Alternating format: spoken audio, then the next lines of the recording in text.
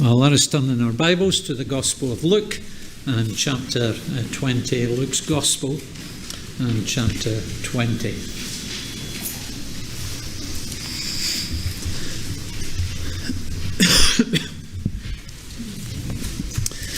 If you are visiting this morning, then please don't think that our congregation is this size every Sunday, because it's not. Unlike most church congregations in the UK, which can often become quite small during the month of August, our biggest congregations of the year are in the month of August. But come back in a week or two's time and you'll see a different picture. A different picture not only of the church, but also of the city. Because by that time, the city will be getting ready to welcome the arrival of the students at the end of September. And one of the practical consequences of those preparations is that if you live here, you won't be able to get a tradesman to do anything for you. And I say that because the next few weeks are a very busy period for the local tradesmen, and that is because most of the housing in the centre of Bangor is student housing, and so the landlords will be frantically trying to get their properties spick and span for their new tenants moving in. Their new tenants. You know what a tenant is, don't you? A tenant is someone who lives in a property belonging to someone else.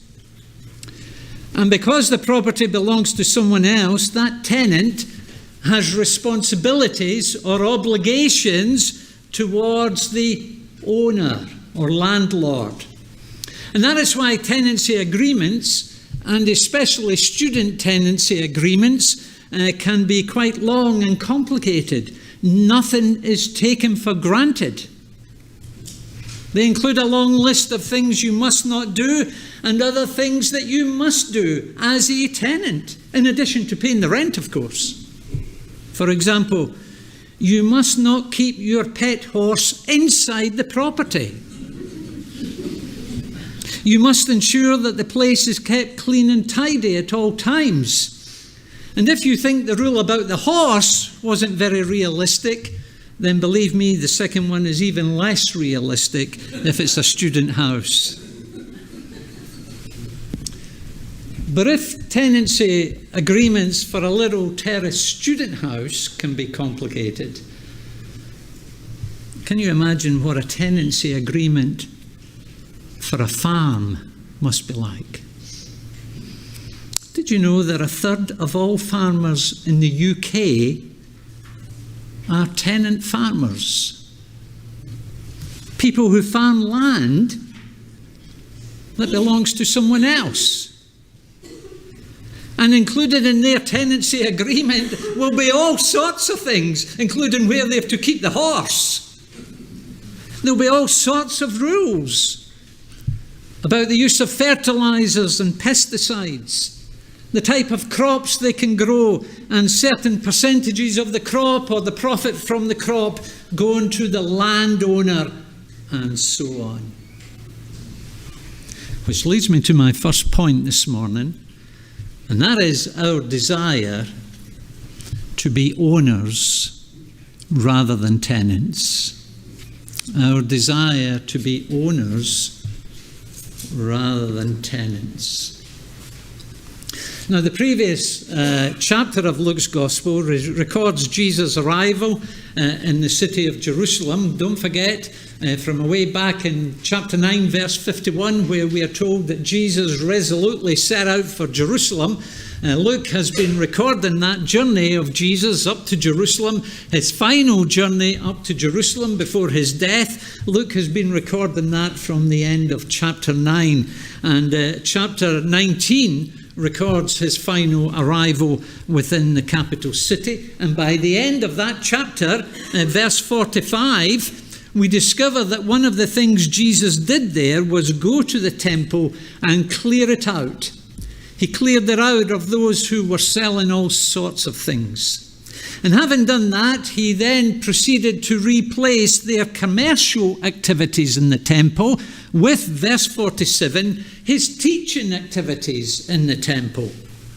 And we're told in the opening verse of chapter 20, one day as he was teaching the people in the temple courts and preaching the gospel, the chief priests and teachers of the law, together with the elders, came up to him and said, "Tell us, by what authority are you doing these things? Who gave you this authority?" He's only been in Jerusalem a matter of days, but during his short stay in Jerusalem, Jesus has demonstrated an exceptional type of authority. And it has got the backs of the religious leaders up, that's for sure. And it was within that context that Jesus told this parable, verse 9. A man planted a vineyard, rented it out to some farmers, and went away for a long time. Rather than a new build, as we would call it, this is a new plant. Apparently, it could be 4 or 5 years before a newly planted vineyard would produce a substantial crop, which explains why the owner went away for a long time. But when the time came for the vineyard to produce the goods, the owner, verse 10, sent a servant to the tenants so that they would give him some of the fruit of the vineyard. Within the tenancy agreement, there would be a clause stating that the owner was entitled to get a certain amount of the fruit. After all, it was his vineyard, after all. And yet when this servant arrived to collect it, verse 10, the tenants beat him, sent him away empty-handed. And so he sent another servant, verse 11, and a third servant, verse 12. But the tenants did the same thing. They beat up each one and sent them back empty-handed. And so, having had 3 servants rejected and beat up, I don't know how many servants this man had, but it wasn't an endless supply. Having had 3 been rejected and beat up, the owner thought to himself, I can't just go on like this. What shall I do? Verse 13. I know what I'll do. I will send my son, whom I love. Perhaps they will respect him. And what was the response of the tenants this time? Verse 14, but when the tenants saw him, they talked the matter over. This is the heir, they said. Let's kill him, and the inheritance, i.e. the vineyard, will be ours. That is the desire, to be owners rather than tenants. So they threw him out of the vineyard and killed him. Now, as with all the previous parables we have looked at, it's important to remember the context in which Jesus told this one. He told this to an audience consisting of Jewish people, including Jewish religious leaders, and being people who knew their Old Testament scriptures fairly well, I suspect that some elements of this story would have rang a bell with these people. The little cogs would be going, and they'd be thinking, a vineyard. Yeah, that sounds remotely familiar. And I say that because this was not the first time they had heard about someone planting a vineyard but getting nothing from it. Several hundred years earlier, the prophet Isaiah wrote a song, and its opening lines went like this. We're not told what the tune was, so I won't sing it to you, but here were the words. Isaiah 5 verse 1, I will sing for the one I love a song about his vineyard. Sounds really nice. My loved one had a vineyard on a fertile fertile hillside. He dug it up and cleared it of stones and planted it with the choicest vines. He built a watchtower in it and cut out a winepress as well. He invested a lot in that vineyard. Then he looked for a crop of good grapes. Of course, that's what you're looking for if you go to the trouble of planting a vineyard, is it not? A crop of good grapes. That's what he looked for. But that's not what he got. But it yielded only bad fruit. And by the time you get to verse 7 of Isaiah chapter 5, you hear these words. In case you're not sure what that was all about, we're soon told in verse 7, the vineyard of the Lord Almighty is the house of Israel, and the men of Judah are the garden of his delight, and he looked for justice. That was some of the good fruit that he was looking for in these people. In his vineyard, he looked for justice, but all he saw was bloodshed. He looked for righteousness, but all he heard was cries of distress. It was a song about the people of Israel back in the 8th century BC, a song which highlighted their enormous privilege as the professing people of God in their day. To be called God's vineyard, to be called the garden of his delight. But at the same time, it was a song which highlighted their responsibility. Being his vineyard, they were supposed to produce fruit from God. Good fruit. But they didn't. And so it was a song which highlighted their failure as the privileged, professing people of God. And picking up on the theme of a vineyard, Jesus tells this story in Luke chapter 20 to demonstrate that they're not any better after 800 years. They're still the same. In addition to sending them the prophet Isaiah, God had sent them numerous other prophets over the years, like those servants that had been sent in the story. God had sent numerous other servants to them. But they too were rejected and badly treated by the people of Israel. But then, just as the owner of the vineyard in the story went a step further than sending servants, do you remember the step further that he went? After having 3 servants beat up, what did he do? Who did he send? His son. Just as the owner of the vineyard in the story went a step further than sending servants, so God had gone a step further with this generation within Israel. God was now doing something even more remarkable than he had done in Isaiah's day or throughout Old Testament history. And that was, having sent several prophets in the past, God had now sent them in the person of Jesus Christ, his very own Son. The Son whom he loved, to use the language of verse 13 in the story. But if you're familiar with Luke's Gospel, you will remember that it was also the language that God himself had used of Jesus on the occasion of his baptism. This is my Son, whom I love. And that is the one that God has now sent into the world. And therefore that generation within Israel were the most privileged there had ever been. And yet, what was their response to the Son? Chapter 19, verse 47. Every day he was teaching at the temple, but the chief priests, the teachers of the law, and the leaders among the people were trying to kill him. Does that sound familiar? Sounds very similar to what happened in the parable, does it not?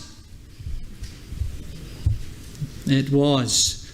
And that is why we read at the close of verse 19 of chapter 20, they knew he had spoken this parable against them.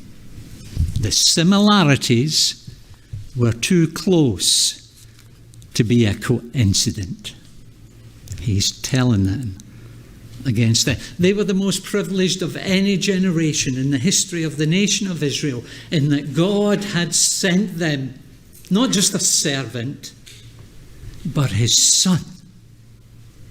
And yet, like the tenants in the story, these religious leaders are planning to kill the son.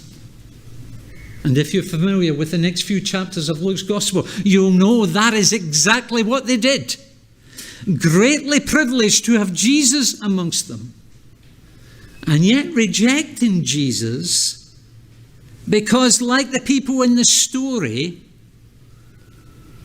they would rather be owners than tenants.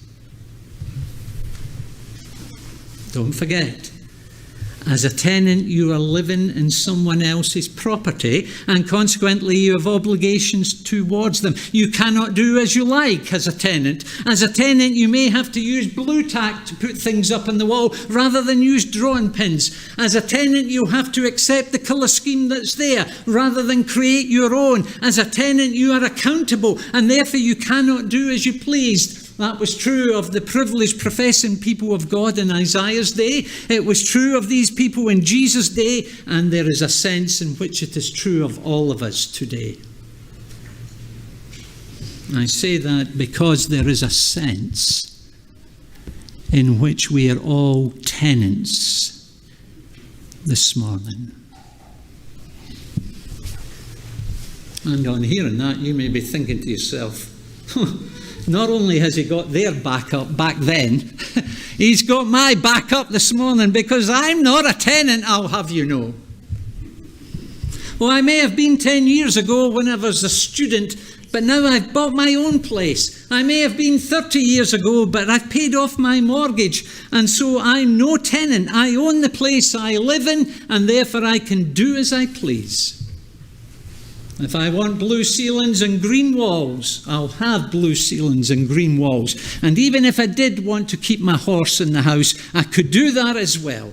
It's my place, and therefore I'm answerable to no one, and I'll do what I want with it.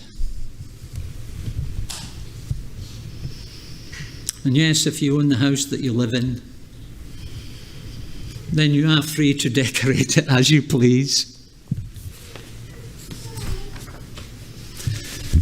But have you ever thought whose world you live in? Have you ever thought whose world you live in? It's not your world. And it's not Donald Trump or Vladimir Putin's world either. It is God's world. Having created it in the first place and having sustained it every moment of every day, it is His. He is the rightful owner of the world He has made. You and I simply have the privilege of living in it. And therefore you and I are tenants in God's world. But don't forget, being tenants in God's world means that you're accountable to God for how you live in His world. As the rightful owner, He has the authority to say what we can and cannot do as created beings within His creation. And did you know, the primary reason millions of people within our society this morning don't want to believe in a creator is not because the science overwhelmingly disproves the existence of one. That is just a smokescreen. It's because they don't want a creator who has the authority to tell them what they can and cannot do in life. They want to do what they want with their lives. They want to live it as they please. They want to be owners during their time in this world rather than tenants. And if that is you this morning, then can I remind you that you will never be an independent, freelance, autonomous owner as long as you are living in God's world. Living in God's world makes you a tenant, and therefore you have obligations. Moral, religious obligations towards Him. And you're accountable to Him, regardless of how much you wish it was otherwise. That is our desire, to be owners rather than tenants. But then I suspect that for most of us here this morning, or at least a lot of us, I suspect our privileges go much further than being a tenant in God's world. Most of us here this morning have probably known what it is to be associated to some extent at least with God's, not only God's world, but God's vineyard, to use the language of Isaiah 5, in that we too have either grown up or spent time amongst the professing people of God, and consequently we have not only had the privilege of living in God's world, we have also had the privilege of hearing God's word. Like the people of Israel in Isaiah 5, and like the inhabitants of Jerusalem in Luke 20, we have heard what the Old Testament prophets have said. In addition to that privilege, we've also heard what the apostles of the New Testament have said. And what is more, we've not only heard from those servants of God about how we ought to live our lives as created beings in God's creation, we have also had the far greater privilege of hearing from those prophets and apostles about the forgiveness of sins and the salvation from the consequences of sin that is to be found in Jesus Christ. And can I just say that if you've never realized that the primary message of those biblical writers, both Old and New Testament, if you've never realized that their primary message is one of forgiveness and salvation through trusting in the life, death, and resurrection of Jesus Christ, then you haven't understood them properly.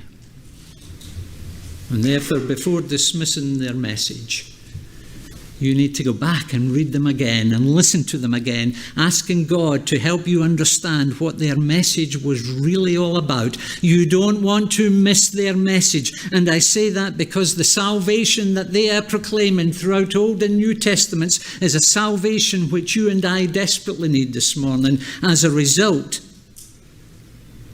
of not living as we ought to within God's world.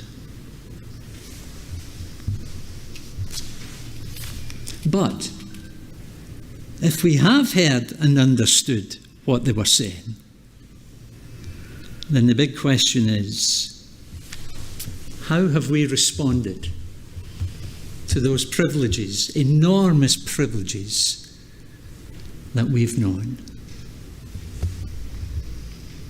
Have we made the most of them and believed the good news about Jesus Christ?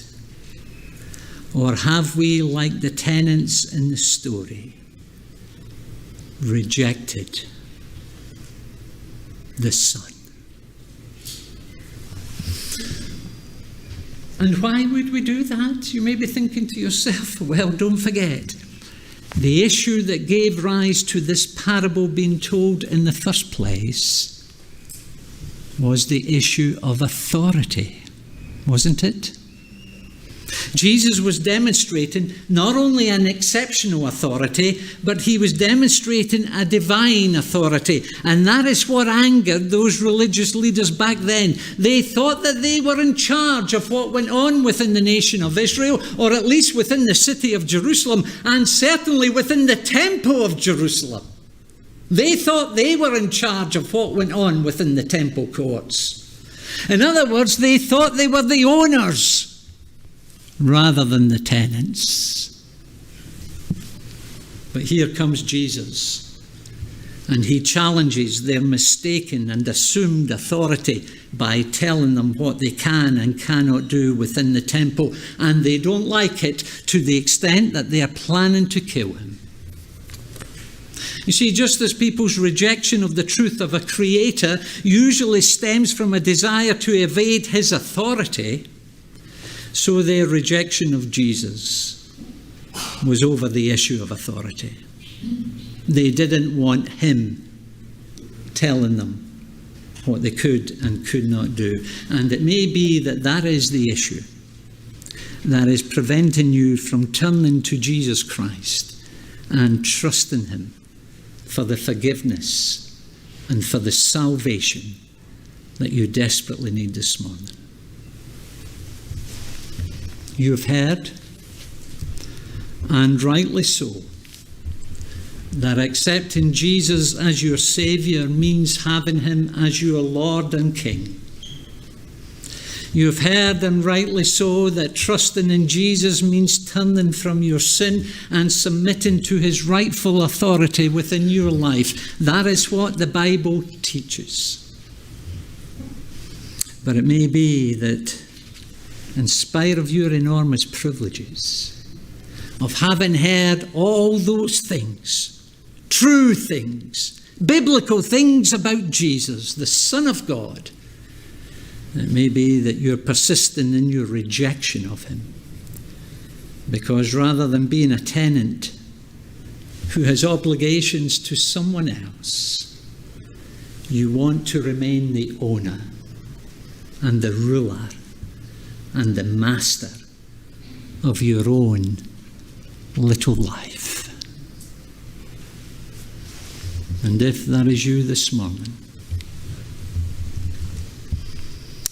then please listen to what Jesus went on to say in the remainder of the parable. Because in the remainder of the parable, we hear Jesus tell us about a future judgment on tenants who reject the Son. Now, contrary to what the landlord in the story had hoped for, the sending of his son didn't produce a massive change in the attitude of the tenants. Instead, it actually brought out the worst in them. It revealed just how bad they really were.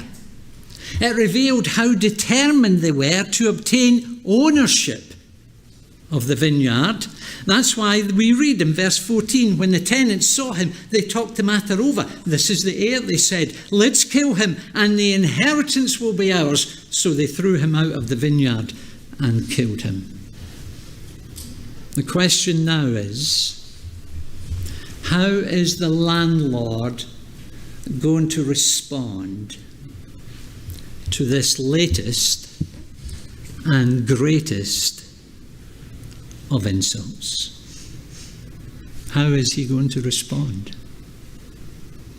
Please note, it's not just like if you've been in a tenancy agreement, you might have been a bit late with a week's rent. It's much more serious than that. They've killed his son, whom he loved. And so the question is, how is he going to respond? Is the landlord, on hearing that his son was killed, is the landlord just going to shrug his shoulders and say, well, that's life. You win some and you lose some? Is that how he's going to respond? Is the landlord going to remain indifferent towards such cruel and wicked and completely unjustified treatment of his own son? What then, verse 15, what then will the owner of the vineyard do to them? And the answer is verse 16. He will come and kill those tenants and give the vineyard to others. And we are told in verse 16 that when the people heard this, they said, may this never be. Is that how you respond to little stories? They said that Not because they had tremendous sympathy for the wicked and deceitful tenants in the story, but they said that because they were beginning to realize that the story was actually about them. Having rejected prophet after prophet, these Jewish leaders are already plotting the death of the Son whom God has sent. But what they are now hearing from the lips of Jesus is that God will not be indifferent to such treatment of his Son. Instead, he will respond to it in judgment. Those who treat his Son that way will be punished, and the privilege they have known will be given to others. Now, don't forget, he's speaking to a Jewish audience, and within that historical context, what that meant is that their great privileges would be given to non-Jewish people, to Gentile people like us. And if you read the book of Acts, you'll hear how that came about. But the tragedy this morning is that most Gentile people haven't responded to the coming of the Son any differently from the Jewish people before them. And that's why the warnings of judgment at the end of this story continue to be relevant to us today. Quoting the Old Testament book of Psalms, Psalm 118, Jesus says, "The stone the builders rejected has become the capstone. Everyone who falls on that stone will be broken to pieces, but he on whom it falls will be crushed."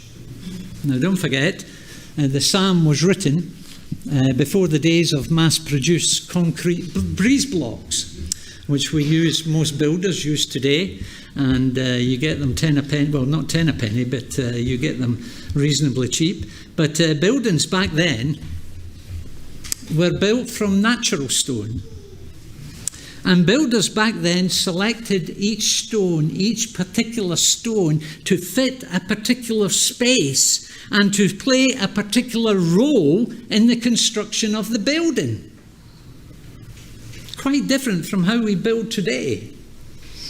But the picture here, if you can just imagine a big pile of individual stones, not house bricks, but individual stones, and the picture here is of one particular stone in the pile. It's never been selected. Because each time a builder picked it up and looked at it, he thought, not having that one. And so it was rejected. But then there came a time when that repeatedly rejected stone becomes the capstone or the cornerstone of the entire building. In other words, it becomes the most important stone in the whole building. And the point that Jesus is making is that although he was currently being rejected by religious leaders who saw no place for him in God's work in this world, that same one would become the most important person in God's dealings with this world. He is God's Son. And having died and risen again, he would be exalted to the place of supreme authority within our universe, a position that he continues to hold today. Although they saw no place for him within the temple of that day, they didn't think he even had a right to be there. Although they saw no place for him within the temple of that day, following his death and resurrection, he would become the most important stone, the chief cornerstone within the real permanent temple that building in Jerusalem was pointing forward to, as Paul reminds us in Ephesians chapter 2. And says Jesus in verse 18, "Everyone who falls on that stone will be broken to pieces, but he on whom it falls will be crushed." In other words, those who persistently ignore or reject this Jesus will one day be judged by him. Those who persistently see no place for Jesus in their life will one day be punished by him. That is the solemn warning that Jesus delivers here concerning future judgment on tenants who persistently reject the Son.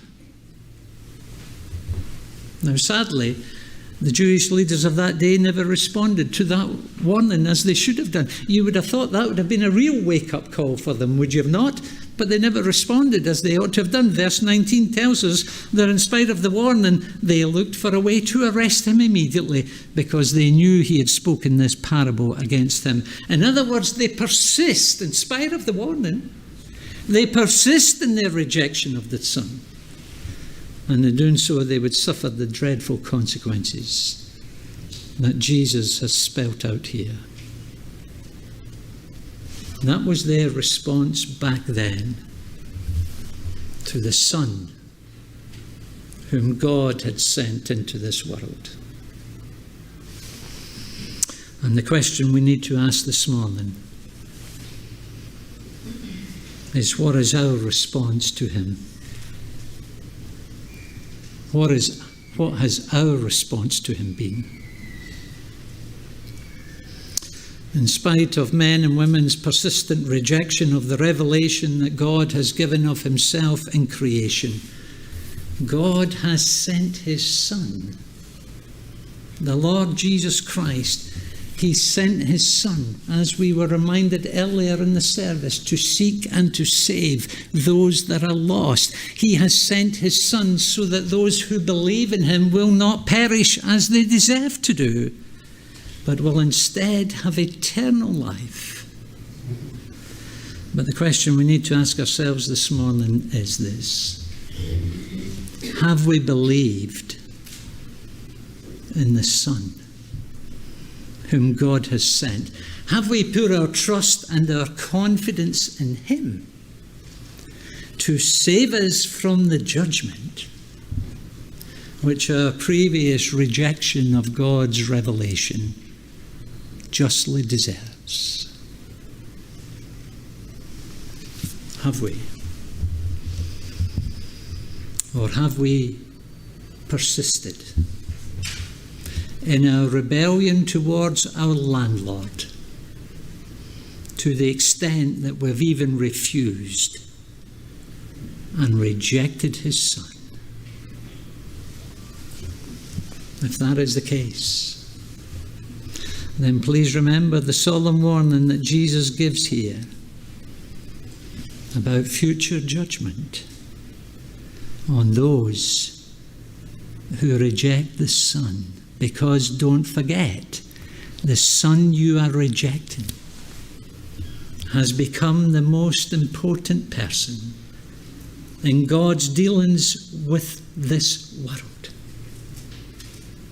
He is the one that you're going to have to stand before on a future day and give an account. And your eternal future depends upon your attitude to him and your relationship to him in the present. And so, that being the case, don't do what they did back then. Having heard the warning, don't persist in your rejection of the Son. Instead, look to him and trust him. Put your confidence in him and give him the rightful place of authority within your life, which he rightly deserves, because in doing so, you will have the great assurance of being with him for eternity.